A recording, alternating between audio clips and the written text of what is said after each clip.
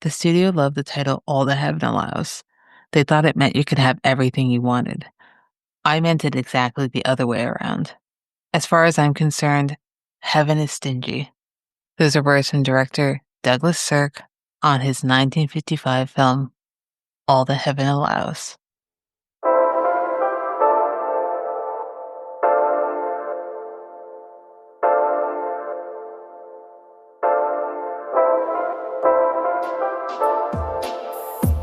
Seeing Faces in Movies is a podcast where each month I focus on the works of a different director or cinematographer, and each week I invite a guest on to discuss a film and narrative's filmography. I'm your host, Felicia, and today we're talking about All That Heaven Allows. So a very quick synopsis of the film is, an upper-class widow falls in love with a much younger, down-to-earth nurseryman, much to the disapproval of her children and criticism of her country club peers. Tagline for the film is, how much does heaven allow a woman in love? The film stars Jane Waldner as Carrie Scott, Rock Hudson as Ron Kirby, Agnès Moorhead as Sarah Warren, Conrad Nagel as Harvey, and Virginia Gray as Alida Anderson. It's written by Peggy Thompson, Edna L. Lee, and Harry Lee. Cinematography by Russell Meddy. Directed by Douglas Sirk. Edited by Frank Gross and Fred Barada. Music by Frank Skinner, and costumes by Bill Thomas. Today I have on Jane Waldner, who's been previously on episodes such as Faces Places during the Agnès Varda series and Funny Games, where we talked about both the 97 and 2007 version by Haneke. Very glad to have you on today. We're talking about an incredibly different film than especially the last two that we talked about, but excited to have you on for All That Heaven Allows. Thank you. I'm very happy to be here. Anytime you text me that you're wanting me to come talk about movies with you, I am always so excited and thrilled. It's always a beautiful way to spend a couple of hours, and I love just talking with you in general. So thank you. I didn't even know really if you were a Sirk fan or not, but I don't think you ever need to talk about a film and have to be like a super fan. I think it's good to have different opinions, and I definitely wanted your opinion on his work. So I'm very excited to have you on. But I am curious if you do have any sort of relationship to his work, even outside of All That Heaven Allows. I feel like my relationship with Douglas Sirk is like a very professional relationship. Like I was introduced to his oeuvre probably maybe at the same time you were, or maybe but like we were shown several of his films in university when we were film students because we were film scholars, never forget. And so All That Heaven Allows was one of them, and Imitation of Life. I know we watched both iterations, Douglas Sirk being the remake of Imitation of Life. So I don't have a great, knowledge of his work outside of some of the stuff that we studied. I think I have a greater understanding of the work that were inspired probably by his work. So, when doing some itty bitty research on this, I learned that Polyester, Jon Waters, is inspired by All That Heaven Allows, something that I wouldn't have considered, but like the women's feature, quote unquote, right? Technicolor women's feature.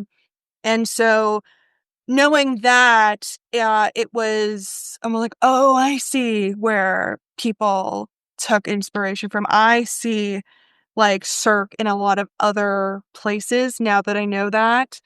And yeah, no, it was an interesting rewatch. I don't think I'd seen the movie in, this is gonna age us. I don't remember. Yeah.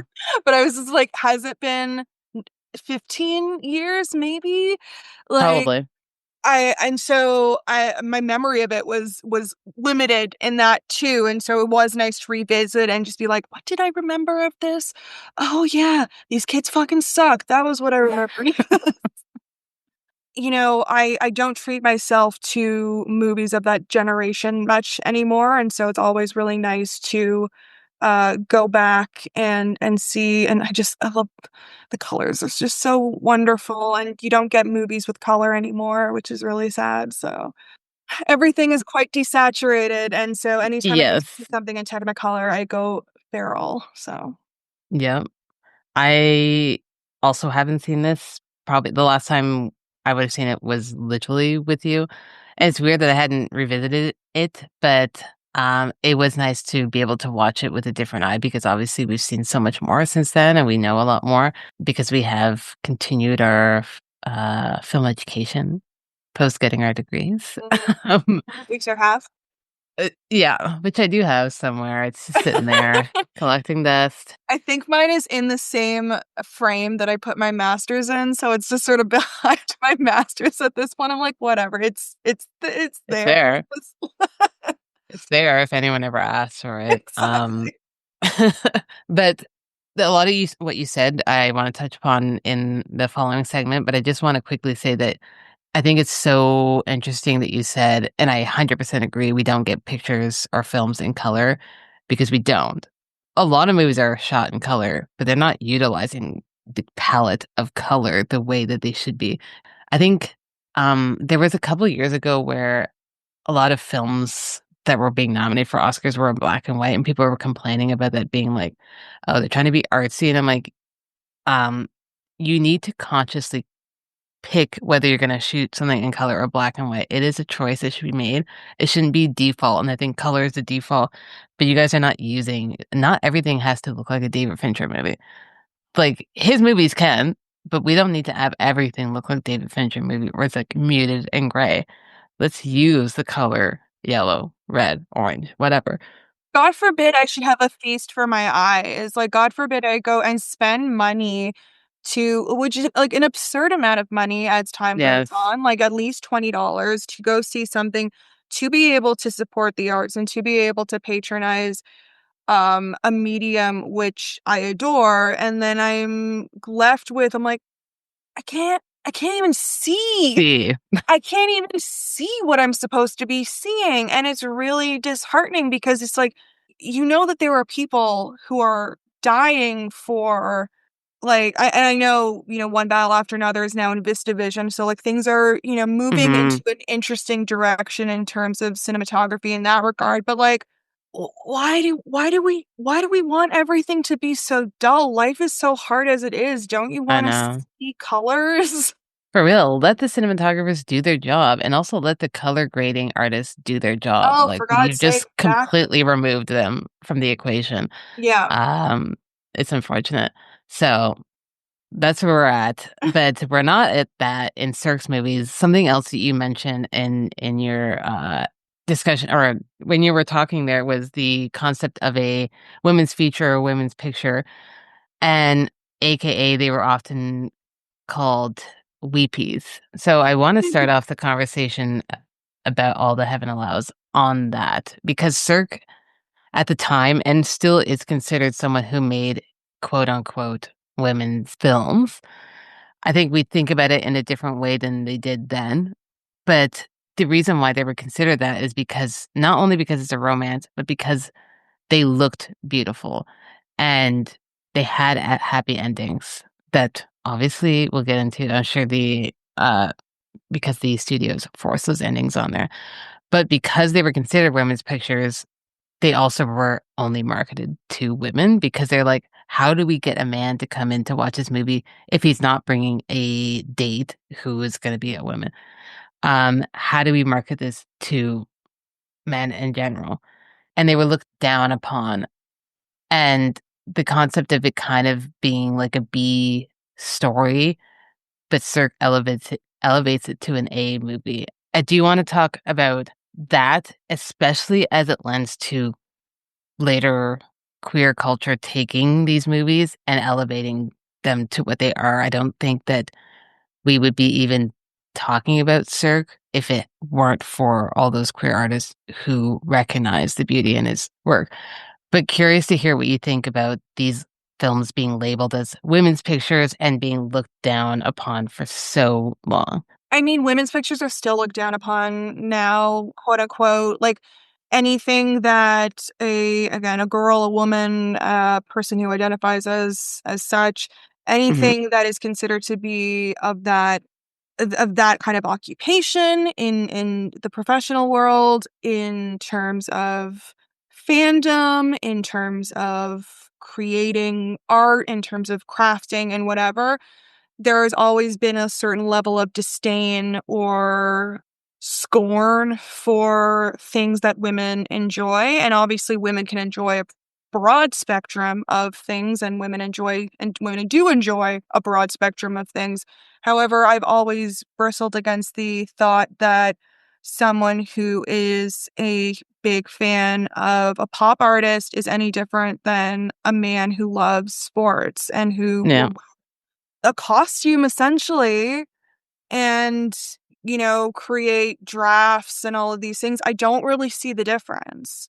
I've never understood how one is lesser than the other.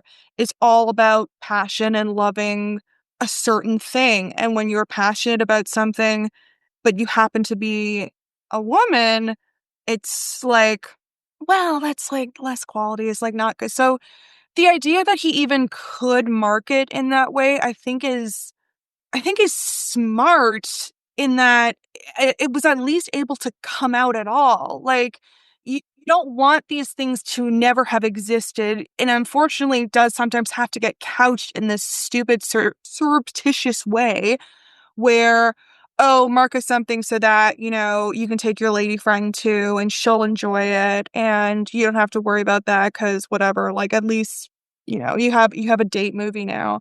And I think it's hard to reconcile that idea of just being like, this is a nothing movie if it's like made for women, but I think it's also really remarkable that because it exists, it was able to, as you say, influence a generation of queer artists and also just, movies in general. He played the system in a way that made it so that he could get this content out and then other people could end up realizing the value and worth within. But it's unfortunate that it had to be couched in this language. Yeah, like my Letterboxd top 4, 10 Things I Hate About You, is never gonna leave my Letterboxd top 4. That is Hmm. a perfect movie. That would be As it considered shouldn't. a woman's movie. I would consider it high art. I really believe that it is one of the finest films of all time. But it would not be considered a classic, I don't think. Like, I doubt it would ever get a Criterion release. But, c'est la vie. I I think people limit themselves by not exposing themselves to as many different kinds of movies or options as possible. But yeah, no, it's it's it's sad. And it's interesting the way, as you said, it's still a thing. When we think of romance novels, we always think of it's like some housewife who's just reading some trashy novels to pass the time. But then the romance novel business is beyond lucrative. Like, I feel like I wish I could write a romance novel because I'd just be sad. But it is because I also think, like you said, it is smart that they did it that way, marketing it that way, because who was at home at the time who was able to go see these movies? A lot of times would be women who have some time during the day. I'm like, I'm going to kill a couple hours. I'm going to go see a movie. So why not market to the people who were available to watch them? But there's a lot of interesting queer connections and ties to this. Producer Ross Hunter, who often worked with Sirk, he wasn't openly gay, but everyone knew he was. And he often always wanted to push this as women's picture. And he was obsessed with set dressing and the way films looked. Not stereotype. That's actively a fact. He's like, I don't care what the story is. I need this to look beautiful. They always did. And so Sirk ended up kind of surrounding himself with a team of men who were very attuned to this, and himself as well. Sirk, as far as we know, straight man who's married to a woman for a long time, but I would say bisexual tendencies. Sure. A bicon, if you would. Vicon for sure. And then we've got Rock Hudson, who was closeted, but that everyone the audience didn't know at the time, but everyone he was working with obviously knew. And the Bill Thomas, who I don't know if he was, but he is the one who did all the costumes and the gowns in all of these big Cirque films. So everything that you see these characters wearing, and I think it's really beautiful in this movie, just the way that the clothing has their own personality and conveys so much emotion just from a plaid shirt. The costuming in this movie is outrageous. It is truly like it really felt more modern than Mm, you think it is. Like the movie's from 1955, and there's just the way that everyone was dressed was just impeccable. I know. I think surrounding himself with a team of men who are making pictures, quote unquote, for women is very interesting. And I think it lends to why, again, queer audiences recognized this and made Sirk who he was, because by the end of his career, Imitation of Life being his last film, he was all but forgotten and he was never known even at the time. People were going to see his movies, but they were seeing them from the stars. They weren't seeing it because it was a Douglas Sirk movie.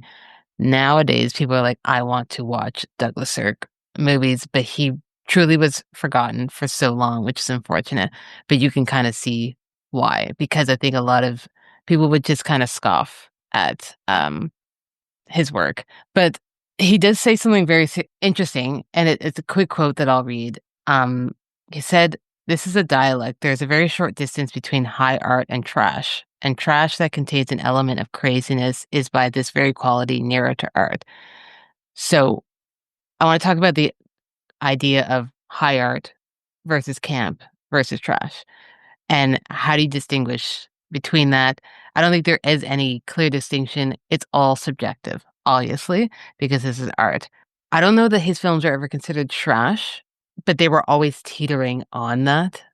Um, and I think that he always found the source material to be not what he would could say trash, but something that he was like, I know that this is silly. How can I elevate this to something that can be taken seriously without making fun of the story or the characters? And then you see the directors who are inspired by him take it in different avenues. You know, we mentioned John Waters, which isn't trash, but I'm sure a lot of people think it that way. It's more camp, but what's camp versus trash to people, and what's high art versus camp to a lot of people? I guess not even asking for you to distinguish between the two, but how do you feel that Sir elevates a story that at the base of it is quite silly? It's not a story that we haven't seen before. We've all seen a story of sort of love that's a bit forbidden or love that is going to affect others. How does Cirque turn it into something that would be considered art house? The humanity, I guess, in all of the characters, especially within Carrie and Ron, the leads of the movie, both played excellently by their actors. There's a heightened characterness in terms of all of the other characters, maybe outside of a couple of her friends, but everyone else surrounding them is quite camp and is quite ostentatious and loud and big and almost unreal seeming. Mm, And but the movie can is grounded in Carrie and Ron and their respect and love for each other, but also them seeming like the most normal people in the movie, I think is an interesting way of viewing the movie in terms of art house. It's like it's these two alone in this crazy world and them mhm, navigating this society that is so overly involved in other people's business and people having opinions about things that have no effect on their lives at all, but mhm, decide that they should be able to speak and give their thoughts on things that really shouldn't matter to them. And I think especially we're in a world now where anything that happens, everyone believes that we should hear your opinion. Mm-hmm. Everyone loves to talk, everyone loves to share, everyone loves to have their think piece, everyone loves to put their words on the internet and their face on the internet and say what they think about every single thing. And sometimes you can just shut up. Sometimes Yep. silence is golden. Sometimes we just we move in silence and that's excellent. And to me, like that's what Carrie and Ron are doing. They're just living their lives. They are just doing what they want to do to make themselves happy, to not hurt anyone else. And it's and to have all these looky-loos decide this is their next project of what they're going to comment on and how they are going to try to ruin these people's lives essentially for no good reason, I think is a plot that has continued to be a part of art and cinema forever. I think it's a really it's a sad idea. It's also realistic. It's a real it feels very real, even though as I said, the characters, within society do feel quite heightened. You do believe that these are people who are based on real people. These the way that they speak, the way that they act, it doesn't feel completely made up. But you can also see how it could lend itself into even more heightened versions, like in a John Mm-hmm. Waters movie. I would even say, even like in a David Lynch movie, like I was thinking a lot about Blue Velvet when I was watching Mm-hmm. this. Yeah, just it lends itself to I don't think there's anything wrong with the term trash. I obviously don't think there's anything wrong with camp. I think sometimes trash is necessary. I think trash is sometimes just it's just a spectrum. And like one day you can watch Polyester and think it's trash, and the next day you watch it and it's like, this is the best movie I've ever seen in my entire life. Mm-hmm. What changed? Your perspective. Like the movie didn't change. But like the way that you learn and experience more things, like your ability to distinguish high art versus camp versus trash and if it's sometimes a blend of all three, I feel like I'm not fully sure where I'm going with that, but I think the point is all three should be available to us as art forms. Yes. No, I think that was perfectly said. I think that they're not separate from one another. They're a blend of one another. And I think, like you said, you can watch a movie one day and think it's one thing, and then the next time you watch it, you can think another, and the next time you watch it, because things change in your life, because you have a different mindset. And that's exactly what happened to Sirk's films. People were not discussing them like we're discussing them right now. They were like, just we'll watch it once and you kind of forget about it. Like a lot of romance films from our childhood, from like the 90s and 2000s, some of them have stuck out to us and some haven't because they're just like, it seems like a repeat formula. Others, Cirque, I think, kind of crafted that formula that people have used later on. A lot of what you said is a great jumping off point to, I think, discussing the tropes or stereotypes that we get of women and men because they're very clear. It's not even just criticizing women in this movie. I don't think it's criticizing. I think it's saying these are the stereotypes, these are the tropes that we are finding in our society because it was modern society at the time. This is not like it's a film that is talking about a society prior to when it's being released. This is discussing modern society at the time. And they're talking about how women are viewed, talking about how men are viewed. I do want to start off with women in the 50s, especially because it doesn't feel so far off of what we're seeing nowadays with the whole trad wife culture becoming like a huge thing. But the film and the characters within challenge this stereotype, and the one who challenges it the most is Carrie. We get the daughter at the start when we first are introduced to Kay as the daughter. She is she's in university and is very much the way a lot of parents might view their kids who go off to school being like, oh, you're learning all these new things, you're becoming woke. And you think that she is, but she's very much not. She's not progressive in any way. She wants to be, but falls into the trap of, well, this is safe. Her mother is the one who pushes the boundary and being like, I fell for someone and I enjoy the world that he can offer me, but also I can offer him a lot of things too. I think they're very much on equal ground. And I don't think people give a lot of credit to Carrie. I think the film does, but I don't think a lot of audiences do.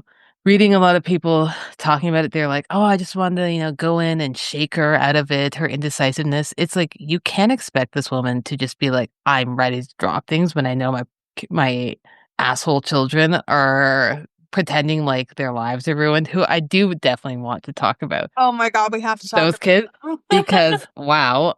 But I think it's interesting how she is the one. She is, our quote unquote feminist hero in this. And it takes her a while to get there, but change does not happen overnight. It would feel so disingenuous if she just decided right off the bat, be like, yeah, okay, fuck it all. I think it's great the way it progresses. And I think it makes sense. This is also a very short movie.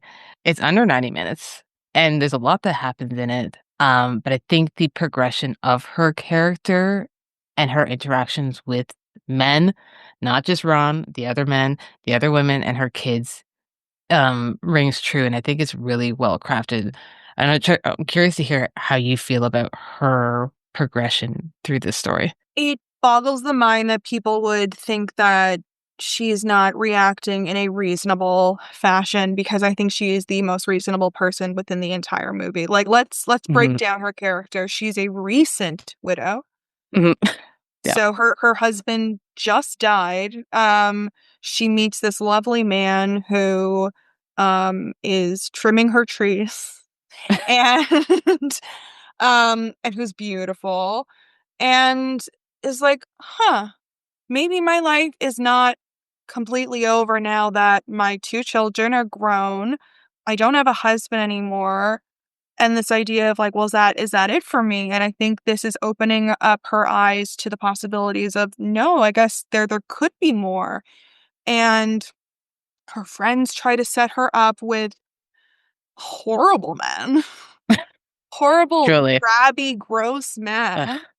And this idea of like, well, that's the way, like, to maintain, a certain level of society. It's like, these are the appropriate men in which you should be associating with. But I think the way that she starts her relationship with Ron and how it progresses and how much she considers her kids is so reasonable and realistic. And Hmm. like, she's such a caring mother for such shithead kids. She, like, my God, do they not deserve the level of love and respect that she gives them? And she considers their thoughts, their feelings, how this is going to affect them so deeply, despite the fact that these are grown adults. These are not 4-year-olds. These are not people who are going to have to now call Ron their new daddy. These are all adults having adult relationships. And for these children to dictate how their mother is going to live the rest of their lives because it's embarrassing to them is, quite frankly, it's really sad. But I completely also understand why she would agree with that and be like, oh, I Hmm. don't want to fuck my kids up more. Their dad just died. Like, they've been through stuff. And the daughter is trying to figure herself out. And quite honestly, I remember when I first watched it, I couldn't believe that they were allowed to say the word sex in a movie in I 1950. know. I know. I remember being shocked by that then and re-shocked by that on this watch. But I mean, her son's a piece of shit. I have no redeeming thoughts about her son. But her character progression is so wonderful. Hmm. And it just it just shows how complex of a character she is, and also how complex of a character Ron is. Everyone else is not as fully fleshed out, and I think that's intentional. I think that's okay. We are meant to be following these two on their journey. I think everything she does makes perfect sense. And I think it definitely uh has a lot to do with Sirk rewriting a lot of the source material because it was originally a novel. And then there was a script floating around kind of Hollywood on it. And Sirk was like, okay, I can do something with this. And I think he did such a great job in being like, these are the two people who matter the most, and I'm going to flesh them out. And these are the only two people who matter because really in their world, they're the only two people who matter to one another, except that Carrie does have other people who matter to her. I think it's interesting the way her kids are on board with the idea of her marrying. They're like, yeah, whatever, you can marry because they think they know who it is. They're like, well, he's just a replacement for our father. And once they find out it's very much not, it's not someone who's in their level of status, uh, their community, then they start to panic. And then they realize, oh, they don't realize, but you, as the audience, realize that they are not as progressive as they appear to be. Not that the son ever really feels Son like does he's not. progressive. The son doesn't seem to really have much of an arc. Kay has a little bit of an She's arc, but it trying. only happens once she herself is engaged. And Yep. she is also now going to be tied to a man. So her life is now settled. So now she can be like, I don't really care now what you do. Yes. My shit's done. I found my man. So you can go do whatever. It doesn't really matter 'cause I landed my man. Well, then they're like, well, here's a TV. A Here's thing a that TV for you she to pass your said time. the entire movie she did not want. Something that Yeah. she kept being like, "No, I'm good. I actually don't want a TV. TV is not really of interest to me at all." And goes to show, like, no one is listening to her other than Ron. No, I know. I think they very much are like, you're our mom. You need to be here for when we need you. And it's so hard, like sad when she finds out, hey, my daughter's not going to be around. And her son says, oh, I've got some work, so I'm basically not going to be around anymore. And they say this is probably the last Christmas they'll have together here for a long time. And she's just like, you fucking assholes. Like, And you he says he's actively gonna told me. sell the house. He's like, I'm actually gonna like not. I'm gonna leave you homeless now. We're going, and then we're also taking the house with us, so you will now no longer have a place to live. The hang for both of them. But actually, I would have been like, first of all, where am I supposed to go? I am not old enough to be in a home. She's not old enough. Where is she supposed to go? She's what, 45? I know. Um, I do find it interesting that we don't really get a sense of whether she was in love with her husband. There obviously was love there, but I think it's incredibly important that we never get a sense from either her, her kids, or even her friends that she was madly in love and devastated Mhm. about it. I think she was in mourning because this is the father of her children, and she probably did have love for him, and maybe she was in love with him, but I personally have no idea if she was. And I think that's why she was able to have openness for this. I think there's a interesting line when the daughter says that she's engaged, and Carrie says, "Aren't you young?" Well, she's like, "Didn't you get married at or get engaged at 17?" There's a chance that she did not love this man by the end, but Mm. they were together, they're married, they're raising kids to get together. She gets a chance to live a life that she is now choosing as opposed to feeling like she needs to live. Not to subscribe too much, lack of choice to her as a younger woman, but chances are she didn't get that much choice. She was like, this is the way to do things, and this is how I'm going to do it. And now she gets her own choice. So I think it's incredibly important to have that, and is the reason why this film, whether people like it or not, it's a reason why people are talking about it because it's not just surface level. There's a lot of depth to it. I mean, let's think about how old, oh, sorry, what year would have been when Carrie was 17. That might have been the late 1920s. Like, that is a completely different world than she's bringing her children up in. So getting married or getting engaged at 17, not that, it's something I would necessarily endorse, but getting engaged at 17 in 1929 versus 1955, I can't pretend to know that I was not there, but it seems like as time has gone on, the age of marriage has sort of increased as time has gone on. So Yes. getting married at 17 then versus in 1955, which is still a long time ago, but not that long ago, does make it seem like, oh, wait, like, don't do what I did. I did Yeah. that because, like, that's what we had to do. But Carrie, and I have no idea. We don't really learn much about her internal life outside of her family and Ron. But like, is she educated? We don't really know. Like, did she go to university? Her daughter is in university. That is a major deal. Hmm. Like, that is an intentional aspect of the movie that her daughter is getting an education. So I think their life circumstances are so completely different, and I think, again, like everything that Carrie says, like when she finds out that her, I guess, 19 or 20-year-old daughter, so she's a little bit older because she's in university, would be getting married, it's like, of course you'd be like, this is very fast. It's interesting because I think that she, not even just outside of her being open to a different life, she is still very open. Like she never, like a lot of films at the time, if a woman wanted to go to school, you might get even the mother being like, "Oh, I don't know about women getting an education." She never questions anything her kids say, and she's open to all things. Obviously, she has a lot of love for them, but she's also open. Mhm. And I think that makes her open to so many things. Why I think that she is very much a feminist hero character that we definitely don't talk about because you wouldn't necessarily think that you would find that in this type of movie. You find them in Sirk movies, but a lot of the movies of the sort, you don't often get that. So I think it's important. And I think it lends to how the film views men and masculinity a lot. I mean, Rock Hudson, bar none, is one of the most masculine men you have ever seen on film. We will never get another Rock Hudson because there's never going to be another Rock Hudson.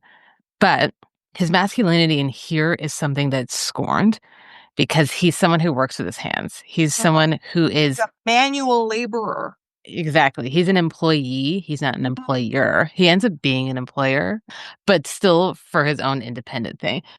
A lot of the men who think of themselves as real men in this we see them at the parties and they're often drunk, they're handsy, they're quite literally assaulting Carrie. Um, and they're just all around trash. Except the man who picks her up at the beginning, like to drive her to the party, he seems like a nice older man, and he would have been a very safe option for her, and I'm sure he would have loved her, but she didn't feel the same way. So there's levels of masculinity in here, and it's interesting because I think now, if this film were made, Rock Hudson's character would look like the more masculine one because that's usually how we view men, someone who's like gruff and all that. But I think the way Hudson plays it, if you've watched a lot of Rock Hudson movies, not that he had like a very, you know, gruff voice, but he softens it a lot in this movie. And Mhm. he's just so soft spoken. I think he's always trying to be on her level. And he's honestly trying to catch up to her because he knows that she's of higher status. How do you feel about the way they tackle the different levels of male personalities, male behavior in this movie? Because it's quite different from one end to the other. Well, I think it's telling that he's younger than all of them. Like, I think that is the main draw, is that he isn't like these men that she has surrounded herself with, you know, for however many years that she's been in this, society. He is younger. He is more progressive. He's more aware of the world. He is more attuned to how things are moving as well. And I think that is a very intentional choice to make him that distinct, and they can use that conflict, the age, division conflict, as a way of tearing them apart, and another way of saying that they aren't meant to be together and they shouldn't be together. But I think it's the main reason that she's attracted to him, outside of the fact that, he is so beautiful. He can offer her a different perspective that she hasn't been able to see. And like when he takes her to his house and she's just exploring all of these things, and it's just like they live such different lives. She's like, you live all the way out here, but then she's like, oh, I can really see the beauty in this, and it really opens her eyes to other possibilities of life. And I think that wouldn't work if he was in the same realm as her or the men that she usually associates with. No, for sure. I think she needed to be even physically removed from that community to open herself up. And side note, that old mill that he's turning into a house, absolutely gorgeous. It would be sold for millions. I was like, what is this window? This is insane. This He window did is it insane. so fast. So fast. I'm like, what are we doing? We've transformed this old mill in the space of like 90 minutes into a work of art. Love that. Um, Speaking of windows, actually, the deer, the deer that we see twice. We see twice. We see the deer, he's feeding the deer. I know deers kind of symbolize renewal, or symbolize new life and kind of hope. And I think it's very obvious that that's what it's symbolizing here. First time we see the deer, Ron is feeding him, and I think that's when she really realizes she falls for him. And then we see him again, the deer at the end, when once again there's new hope for life. I don't know. I don't think it's, I think because I'm a huge sap, I love it. It could be seen as like, okay, a little over the top, having a deer just show up randomly. Briefly, how do you feel about the deer? Both times beautifully I'm shot. so okay with the deer. I'm very okay with the deer. And especially, we've already established that he lives in the woods. Like, it is not out of the realm Yes. of possibility that a deer would suddenly appear. This is not like a random deer appearing in the middle of a city. I think it's really beautiful. And, there's a certain peace to deers and just like tranquility and Hmm. quiet and also of hopefulness because they're so beautiful to look at and so graceful and so and just and it almost feels like an honor if if they come and approach you and you're able to interact with them. And so when it ends with this like big open window and the deer comes and looks in on them, it's like, okay, things will be okay, things will Hmm. be all right. Ron has been grievously hurt like within like there's maybe 5 minutes left of the movie and suddenly falls off a cliff, but it does not feel like a sad end to the movie. It certainly feels like, okay, we've both been able to figure out our heads. We've both been able to sort out our priorities, and we're ready to start fresh. I really feel like they could have ended, and that's what Sirk wanted. Sirk wanted Ron to die at the end. The studio was Which like, could have absolutely been not. a very interesting thing, but in 1955, would that have ever been allowed to happen? No, it 100% wouldn't. But I think he compromises very beautifully. We don't get like an after scene of them, frolicking together. No, no, I think they're flies. It's so good that we get the deer. She looks over and he, utters her name, and then the end. That's all you need. You still get your happy ending, but it's not, it would have just, I don't think it would have ruined the movie, but it just would have discredited everything that we worked up to if we were like, oh, we need to see them, get married. Because a lot of films in the movie in the 50s would have a very post scene after that very quickly, them getting married. And then the end, it's like, okay, we don't need that. It's not necessary. No, I think it was very smart to leave it where he left. It's like Ron is not healed, and Carrie is like this is going to be a long journey for both of them, and I think it's good that we are left sort of to wonder, okay, what happens next? Yeah, I do appreciate his stamp there. A couple things I want to talk about because I know you have some notes too, but briefly, because I know we've talked about how gorgeous this movie is, but he often worked with Russell Meddy, who's the cinematographer on this one and a lot of his big movies. Absolutely goes without saying that it's just gorgeous. And there's one scene, I don't know how I'd forgotten this, although it's been a long time since we watched it, but it's a scene where the daughter comes home because she's heard people teasing about her mom, and she's crying in the room, and the sunlight or the light from outside is shining through the multicolored window, and you see the streaks of light on them. I was like, I need that on my wall, like this image. It's just so gorgeous and so well done. And again, lends to what we were saying at the top of like, why are we not using the colors of the rainbow? Like, let's just use them. I'm sick of this. It Yeah. makes me so mad watching movies like this because I'm like, why did they do us so dirty? What have they been doing? You have more access to use the colors now. It boggles the mind. It really boggles the mind. And like I don't know if this is it can't be a price issue at this point. Like Mm-mm. I just don't understand, but I think we got into is it also just because more and more movies are so computer generated that we're not getting natural light anymore. You know, we're not on real locations. Not to say that there were that many real locations in movies in the 50s, a lot of, but they Mm-hmm. were painted sets. And I think painted sets also lends itself to a certain level of beauty and color that we just obviously do not get anymore. And there's a coldness to digital. Mm-hmm. And I think you can make digital warm if you really, really try and if you really put in the effort to color grade again, as you mentioned before. Um, but it is a real shame when you see how beautiful things were and knowing how things could be, especially when you have so much more technological advancements and to the things that we would just why are we making things ugly? I don't know. It's really horrible.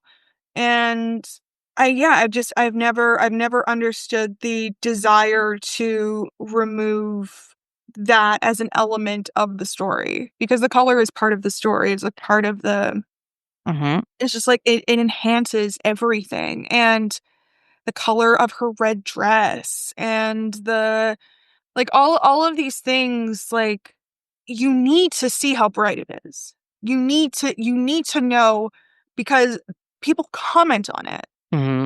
You need to be able to see and feel how it would be like to be in the room with her wearing this red dress. Exactly. And no, we've really been robbed of some excellent filmmaking because for some reason the status quo now is to just roll them out as quickly as possible. And like, you know, animated movies do still have a certain amount of you know, brightness and colors. I did just watch Mm-hmm. K-pop Demon Hunters, and there were some scenes in that Mm. in which I was just astonished at the coloring, and I was just like, oh yes, Yeah. thank you.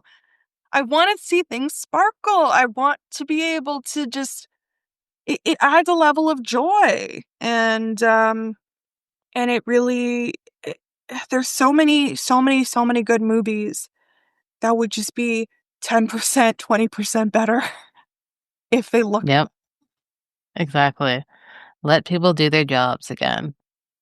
I always say this, especially about editors. I'm like, let people edit your movie because it's too long. Mhm, mhm. Let people color grade. Let cinematographers do what they do, which is capturing photography and using the light. That's quite literally their job is. Why are we not like there's so many talented people out there who are just not being let to do their job? But to continue on like our ranting session briefly, because I feel like we owe to ourselves. We need to rant about Ned and Kay. I know we've talked about it a little bit, but Ned and Kay, I was just like, okay, y'all are grown. First of all, you're not children. And for you to be like, "You're ruining my life, mom." It's like, "Why don't you just shut the fuck up?" I actually would if that was me as a mom, I would just be like, "You need to just shut the fuck up." My Actually. I mean, my letterbox review for this movie is just fuck them kids. So, like, it is truly egregious how Yes.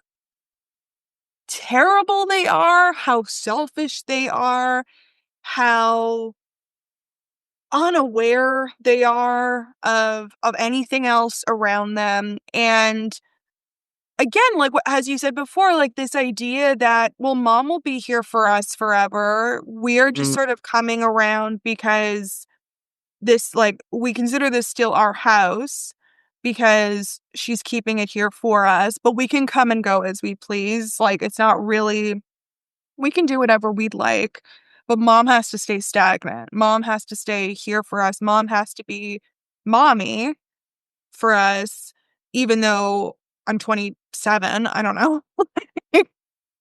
And like, look, I love my mother so much. She is also still mommy to me, but there is a certain level of like, you have to let your parents grow up too. You have to yeah. let your parents live their own lives, especially when they did, like, at this point, she has done a 90% of the job of raising you. There's always, Hmm. n- raising the children never really fully ends. But at this juncture of their lives, they've been raised. They have been they are risen. And it is it's, I think, it's hard for children to sometimes accept that their parents have external lives and have Hmm. other experiences outside of them, because why wouldn't they think that their whole lives have been catered to up until that point by their parents? They were created by their parents, and then their parents made a life for them so that they could continue to grow and thrive. It understandable why they would be on that trajectory. But to not have either one of them really shift that position as the movie goes on is telling. I have to imagine it was done with a certain level of purpose, and also the idea that Carrie is like, I guess, like, even though my kids aren't going to accept this, I need to do what's best for myself. So Yeah. going and doing something without necessarily their stamp of approval is a huge step for her as well. But the fact that neither of them have much character growth is really, really telling. They remain awful the entire movie. Hmm. And it just makes me sad for Carrie. It's just like, damn, you still have to deal with these people? Like, at least be happy they're grown and you don't have to, like, See but them every day. Yeah.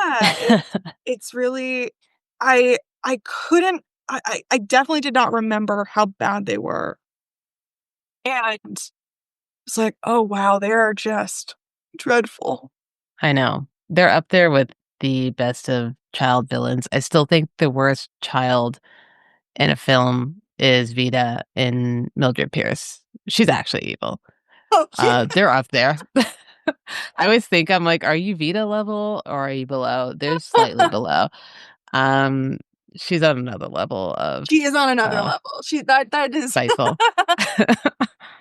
No, but I agree. It adds such an important texture to the movie though, having them like that, because they're not outright villains. Like you said, you fully can understand where they're coming from. It's just that the fact that they stayed on that course. And I don't even think that's unrealistic. A lot of people would just be like, I don't agree. And for that's fair. sure. You don't have to, but I'm still going to do me because you're quite literally not around. Mhm. And this is not a bad man. It wasn't that he was a bad man. That's why they didn't want it. It's just that they were like, well, what are people going to think? Which it makes it easier for her to just be like, well, I don't care what people Yeah. think. Um, so getting to the second segment, what he does right before this film is a film called Captain Lightfoot. The stars also Rock Hudson and Barbara Rush, who's in quite a few of his other films. So he's working with the same kind of cast that he likes to work with. It's an adventure movie set in Ireland, of all places. Rock Hudson playing an Irishman. That's a lot. I'll leave it there. Convincingly. Really. I'll leave it. I'll leave it there. What's interesting about this one is that Sirk always loved to shoot on location, which he didn't get to do that often once he came to Hollywood. When he was shooting films in Germany and working within that studio system, he got to work outside a lot. But when you're working at, he was working at Columbia first and then at Universal, it's studio lots most of the time. Occasionally you might get a story that allows you to shoot on location. So they shot in Ireland for this. So um, that was him getting to do a story that he probably wouldn't necessarily be super attracted to, like an adventure movie, but he was like, hey, if I get to shoot on location and go to Ireland, why not? So that's what he does right before this. Right after, in 1956, is There's Always Tomorrow. So that stars Barbara Stanwyck and Fred McMurray. For anyone who was like, who are those people? One, I would be shocked to find out if you don't at least know who Barbara Stanwyck is, but they both starred in numerous films together. Before he did a lot of stuff with Rock Hudson, like his go-to person was Barbara Stanwyck. They did a lot of movies together. And I find it interesting that this one isn't more well known because it's very similar to All That Heaven Allows, but flips the script.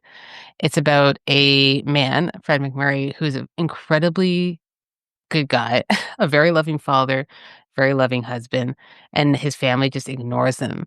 Not in a malicious way. They're just all busy. Everyone has their own lives. The wife is like very concerned about things revolving around her children, and the children, again, they're not small children.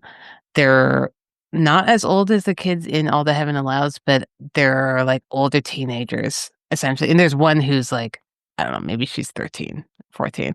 So she's involved with that and involved with her societal duties of the time. And then the kids are just, they're living their own lives. So they don't really have time to hang out with dad like they would have when they were kids.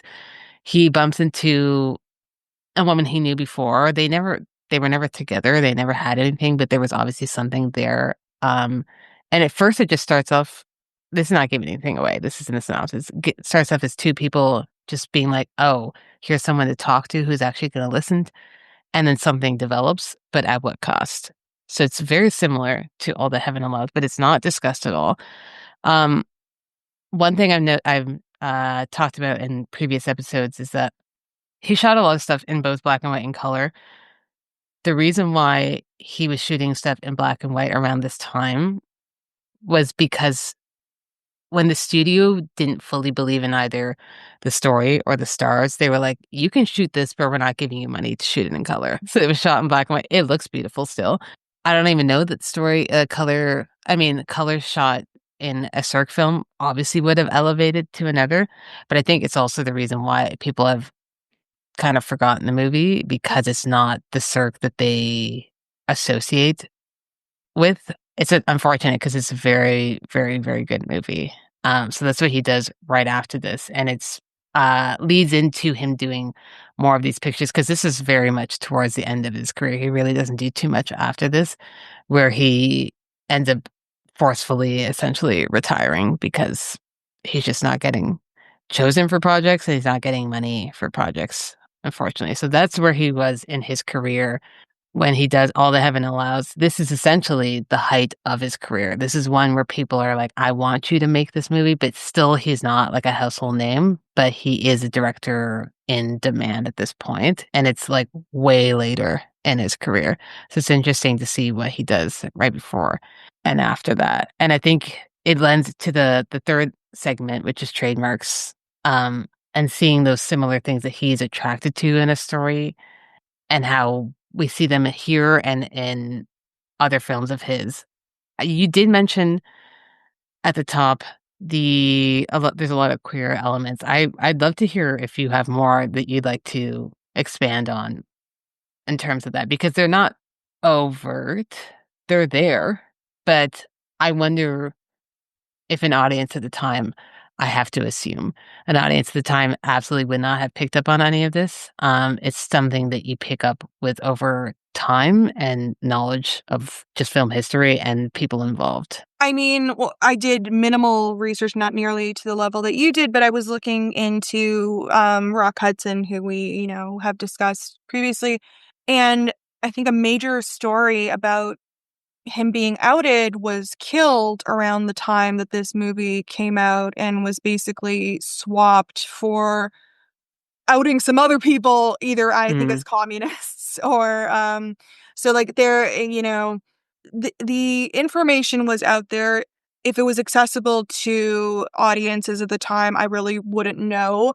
But there are some, and in terms of queer content, I was being a little bit cheeky in some of the lines that I was finding a little bit funny. Um, Especially like there seems to be some sort of thing going on between Ron and Mick. There is an odd tension, and there are lines and that I wrote down verbatim. The first one was, "Do you think you're not susceptible to women?" Which was Yep. directed to Ron. It's like, Mm, and and again, like I have no idea. Language obviously has evolved. Language continuously evolves as time goes on. I have no idea if there was any hidden intent with any lines that were included. However, from a mhm. 21st century lens, there is some things that I found amusing when there's a line that says, "I'm helping Mick unload." Girl, what do you mean? Yep. It's like, and there was another line was like, "He can't shoot straight anymore." It's like, could you ever?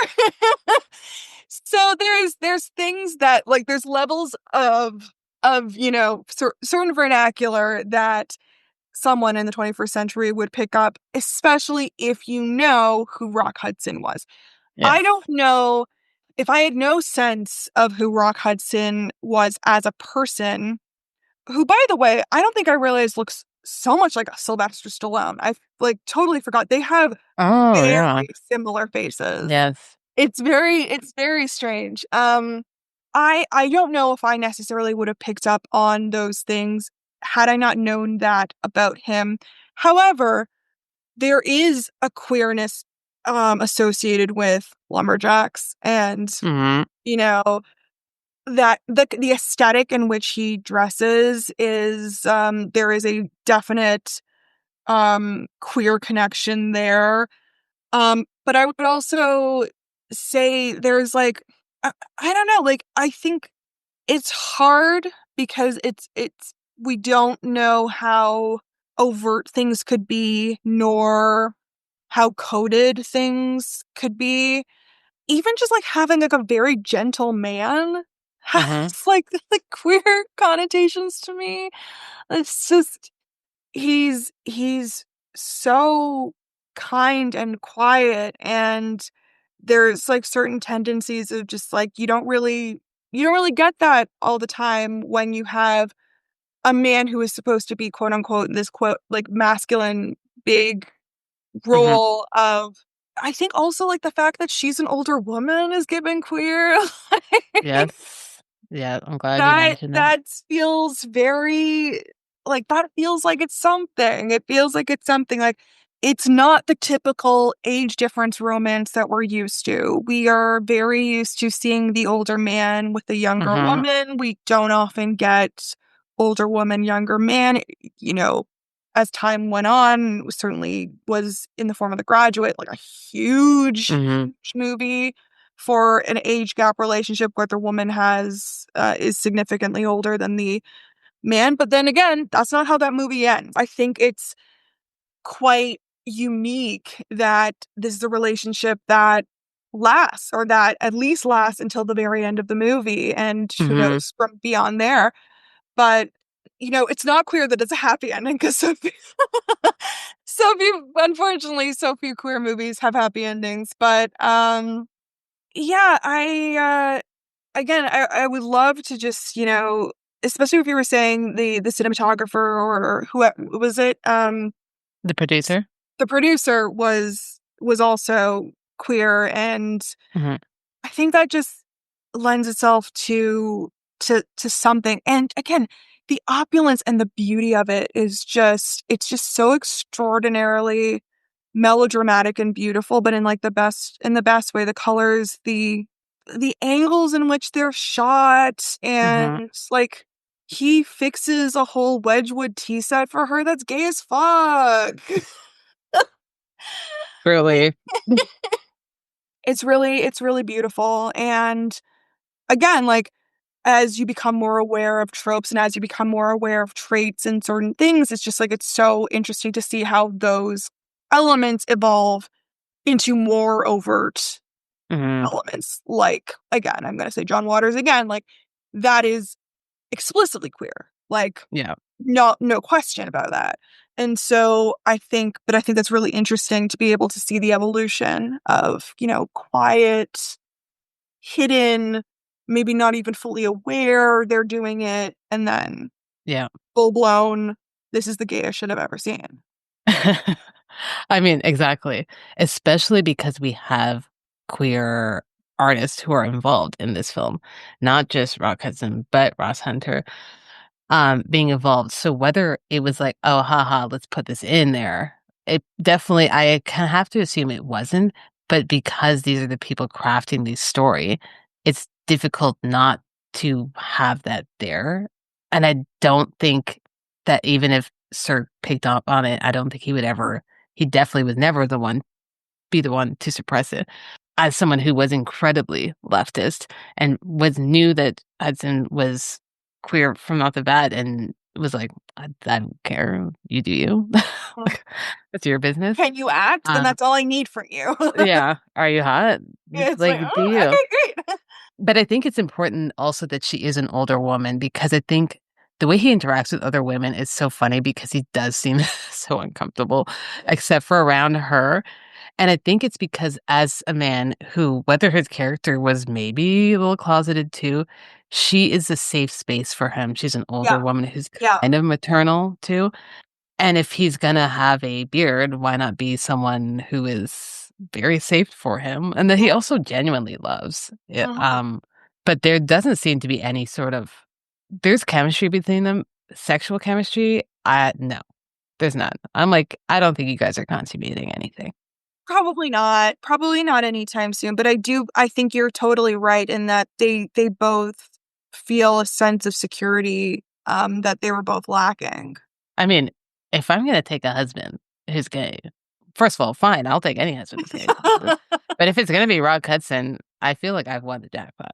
Oh my God, he built you a whole house and he fixed your Yeah. tea set, which you would We're just probably gonna hang love. out and, like, queen out, like, I together. Why not? You could do so much worse. Truly. So, she lucked out, is all I'll say. One of the other trademarks that we see in here, which expands on what we've been talking about, but we didn't, mention the way the film opens with, like, this overhead crane shot of this small American town. We never know what this town is called. We don't know where it's set, really. Somewhere probably in the Midwest of America. It doesn't matter Mhm, because mhm. it's what this saying is that these communities are similar around most small communities and most communities around America of the time. It doesn't matter where this is set. This could be anywhere. And his interest in American culture, especially small knit American culture, is fascinating because he is a German man who left during the war. I do give a little bit more context in the previous episodes, but like the most Cliff Notes versions is that he was a theater director in Germany for a long time, went into film. But before this, he had a wife and son. They divorced, and she became a Nazi and put her son into the Nazi party and forbid Sirk from seeing the son, which is unfortunate. He never got to see his son ever again. Ooh, hate to hear that. I know, it's actually really sad. He stayed in Germany for longer than he wanted to because, 1, he was hoping to be able to see his son, and 2, the Nazis took his passport away, so he had to Oh trick them into God, giving it back. Jesus. So he left in the '40s, and he came to America, and he was so fascinated by learning about America outside of Hollywood, and you see that. He's making Hollywood movies, but it's not about these are people with money, but they're not, like, super ultra rich. They're Mm, probably rich for their community. So I find that fascinating the way it's shot, and you see this type of shot, this opening in films that we've already talked about. We might talk about it in our Double Bills too, but like you mentioned, Blue Velvet, this the first thing I thought of. Yeah. is his Cirque film. There's no way he wasn't, like, riffing off of All the Heaven Allows in his movie. So we see that a lot in his other stuff, and I'm sure you've seen it also in the other works of his that you've watched, tackling the American family, in such a small way. These are problems we all have faced in one way or another, but they're not world problems in the sense of like they're not important problems, but they're important to the people, Mhm. um, which I think makes it relatable.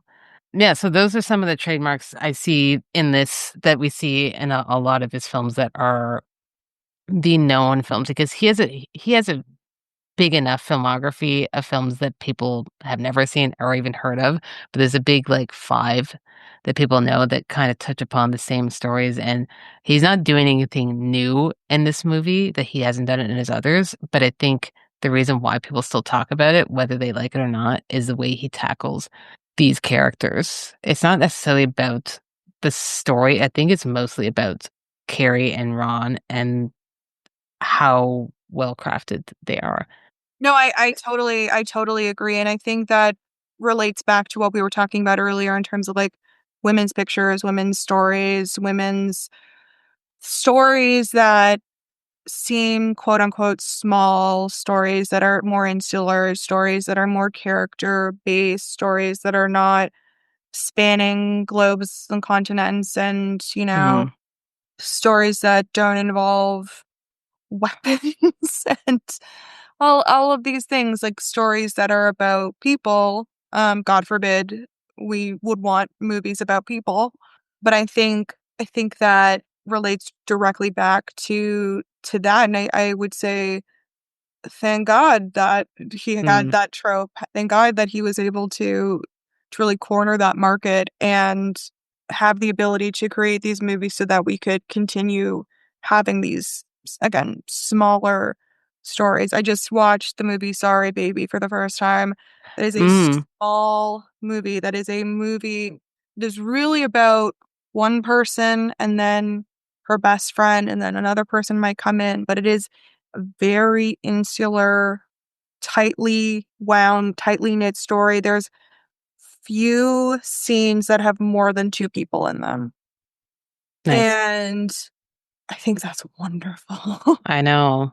I those are always the ones that attract me. Wonderful. I love when it's a movie where people are just talking, and I Yep. think we having Sirk be able to have made all of these movies, we then are granted the ability to see how those movies have evolved into things like Sorry Baby, where you're just like, Mhm. I just like small town, don't know where that we are, quite frankly, like, and we're just, I'm gonna sit with this one person for an hour and a half and learn about what's going on with them. That's so great. No. I mean, I feel like we've lost the interest of, hearing about, quote, "normal people." Mhm. Everyone has to have, like, this huge purpose, and it's like, most of us are just trying to live day to day. So sometimes you want to see that reflected where you're like, "I feel like I can relate to this character." I've been wanting to watch the movie, so I'm glad to hear that you said it's, You worth it. will love it. You will yeah, no, I think, you're more versed in Cirque's universe than I am, but I think if I'm hearing you correctly, like, that seems to be something that he likes to invoke within his movies, and I think also another trope or trait is the color as well, I have to imagine, Mhm. and just, like, the visuals of it. And even though, as you were saying, they wouldn't give him money to put color into movies, you don't need the color. The color Mhm. is the extra. It's the cinematography. It's the actual, like, trying to make this look as beautiful as possible. And it is also incredibly possible to have absolutely outrageously beautiful black and white movies. Very much. I mean, I did an episode on the Tarnished Angels for this series, which was a couple years after this one, and that's shot in black and white, and it's one of the most gorgeous films. You think Douglas Sirk is just gonna be like, "I'm just gonna half-ass it?" He's never gonna half-ass anything. He puts his No. heart into everything, even the stuff that is, like, he was assigned to. He's like, "I'm making." Alright. He in his mind, he's like, yeah, he's an artist. Yeah. So I definitely that's why I always go back to his work and why I do wanna watch, the rest of what I can find. I'd love to find some of the German stuff, whether that's findable, seeing as it was made during, uh, Nazi Germany era.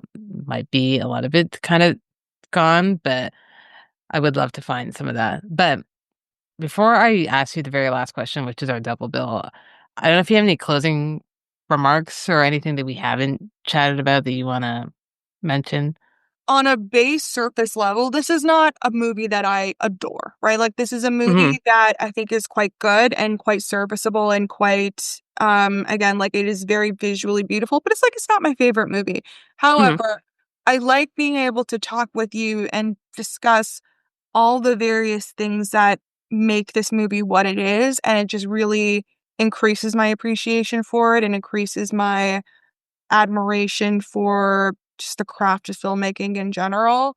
And so even though I would not, I probably won't watch All That Heaven Allows again, or if I do, it might be Hmm. another 15 years, right? Like, it's not something that I'm keeping on heavy rotation, but I do think it's always really great to just watch something unexpected and watch something that different, and if that's, a movie that is in a different language than you, a movie that was made 50 years before you were born, like this one was, Hmm. a movie that uses technology that you've never seen before. Like, I think it's good to be constantly open to watching things that you may not expect to like. And it's also okay if you don't like it, because that just Yes. clarifies things in your head of like, okay, so this one's not for me.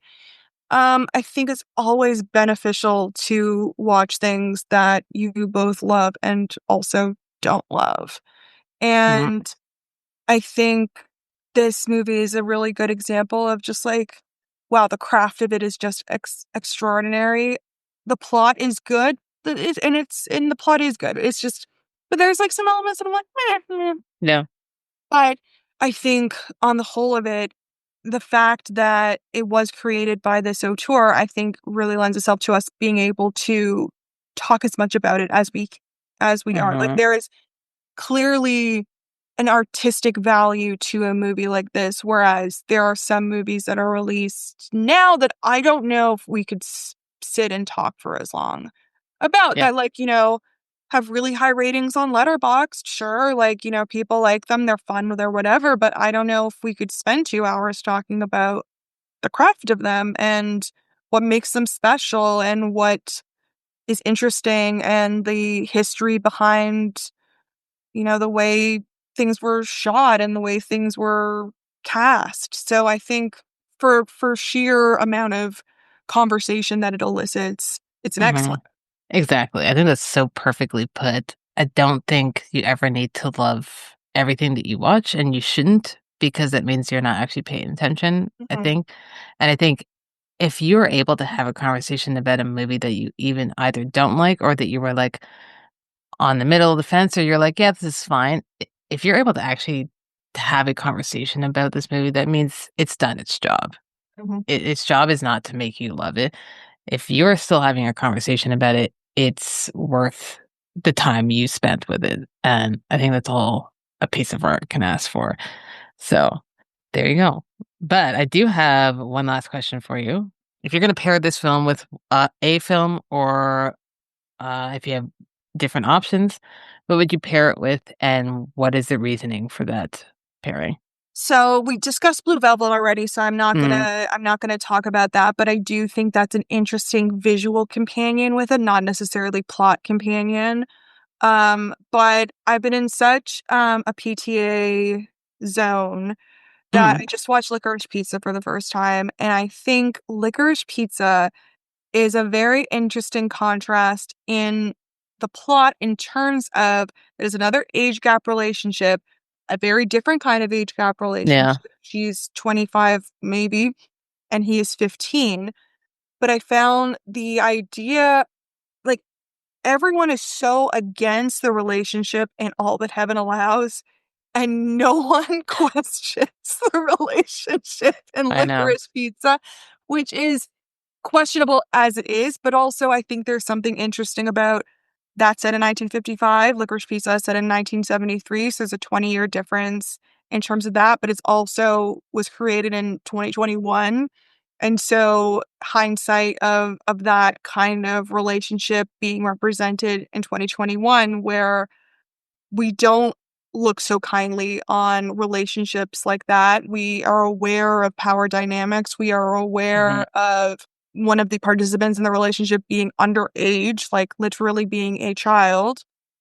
And I Yeah. think you know, I'm not here to pass any kind of judgments on whatever, but I do think it's an interesting shift in dynamic of how scorned Carrie is within her world, that she wants to date a man that's maybe 10 years younger than her. So I think the age gap is probably around the same. He's a full-blown adult. He has a Yes. Yeah.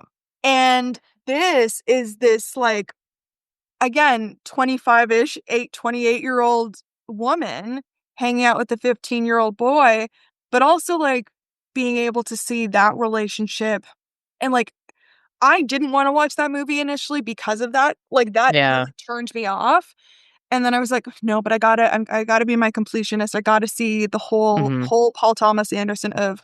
And then I was like, oh, I see. Okay, this is not exactly what I thought it would be. And I think Yeah. that's also another element of that I think they relate to each other. Just like you don't know what you don't know. You don't know what's going on the inside of things. And just like these, people within Carrie's society are very negative about this relationship with her and Ron, they don't actually know it. They don't actually understand it. They're not a part of it. And the same with Alana and Gary and Licorice Pizza. No one is really against it, but we also like I, as a consumer, initially was completely turned off by it, but then it was like, oh, I didn't know their story. And Yeah. now I'm like, okay, I understand their story a little bit. So I just think, you know, I think it's an interesting back to back Hmm. header that I don't know, would make you think about the way that these relationships are portrayed on screen and also how other people relate to those relationships. No, that's perfect. I had not considered that, and I think that's a perfect pairing.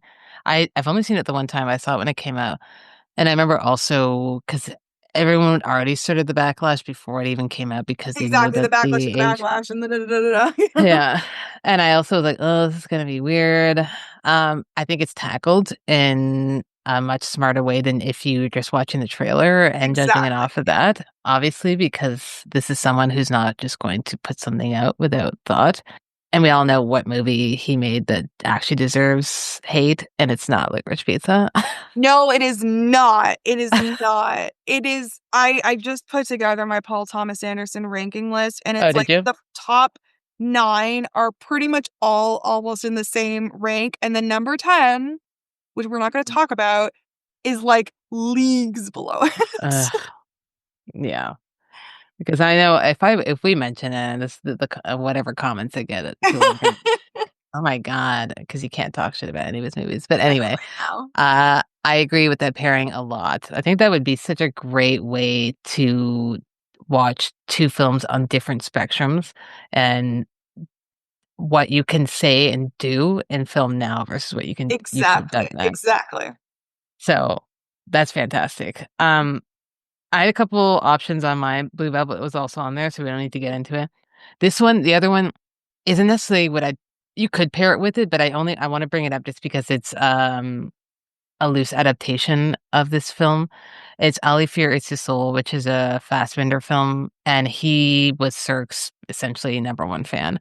And a lot of his films are heavily influenced, if not almost all of them, by Sirk's films. And this one is essentially not beat by beat, but it is a not an official remake, but it essentially is a remake. But what my actual pairing is, and it's weird that this came up to me, but it was when I was watching that opening crane shot and just thinking about a woman who is in a society that she's never had to leave in a small town and who brings in essentially an outsider, despite the fact that these people know who he is, but he's still an outsider. I thought of Everett Scissorhands. I was like, there's no way Tim Burton is not a huge Cirque. fan. No, This is essentially 100%.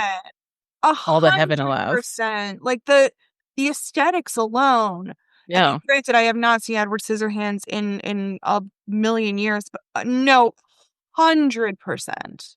Yeah. I Oh, was like, I this is totally see it. essentially the same. If you want something that's also vibrantly shot with huge colors in this movie, and it's an outsider looking in who just wants to be accepted, and the daughter, Winona Ryder, falls for this outsider knowing that she's going to get judged, but also the mother character is also being judged for bringing in this person who still lives within their community, but in an offset. It's again like a John Waters, much more elevated in the end, and it's a lot more camp than, but that's also especially 90s Tim Burton. But visually, I think it would be such a good feast for the eyes if you're like, I just want to immerse myself in all the colors. Yeah, I think you're spot on. I think you're totally spot on, and also in terms of bringing in, someone who doesn't quite fit the aesthetic Mhm. and doesn't quite fit the mold. I think they wore to Edward a little bit more than they ever wore to Ron. Yeah. But I think also because Edward can provide a service for them, right? Like, Yes. Edward is able to do something for them, so that would, increase his desirability, Mhm. whereas Ron, no, they're both like tree Both trimmers. I know, I That's know. like that's fun. I think that's great. I was like, we're getting our trees, and our hedges trimmed by either of them. Exactly. Um, I should rewatch Edward Scissorhands. It's so weird to think about everything that's happened post I know. 1990, I know. was when that movie came out. Oh my gosh. What, in 1990? Oh my god, it's as old Yeah, as us. quite literally. Oh, It's as gross. old as we are. Well, on that note, Jane, thank you so much for bringing such beautiful insights to this movie. I had a blast talking about this with you. I think it's so important to have different viewpoints on a film, but I always appreciate your perspective. And I think if we're going to talk about one of his biggest, I'm glad it was with you. So thank you so much for coming back on. Thank you. Oh my god, that's so lovely to hear. Thank you. I was thrilled to have this on my agenda, and it really gave me a nice opportunity to, again, like, I'm always looking to just watch stuff I either haven't seen in a long time or watch new things. Mm, I love having these conversations with you. It's always so much fun, and I think it's really, life is hard, but we still got art, and we still can have these conversations and have the freedom to be able to say what we think about these things. And I think that is something we should still be grateful for. And just be grateful that there is art out there for us to analyze. for real. And I'm glad that we get to use our film degrees. Yes, I know, because I certainly don't get paid for it. So We definitely do not. Seeing Faces in Movies is an official podcast of the Royal Film Club. It's hosted and edited by Felicia with intro music by Lamar Walker. If you like what you heard, let us know at seeingfacesmovies.com or send us an email at seeingfacesmovies@gmail.com.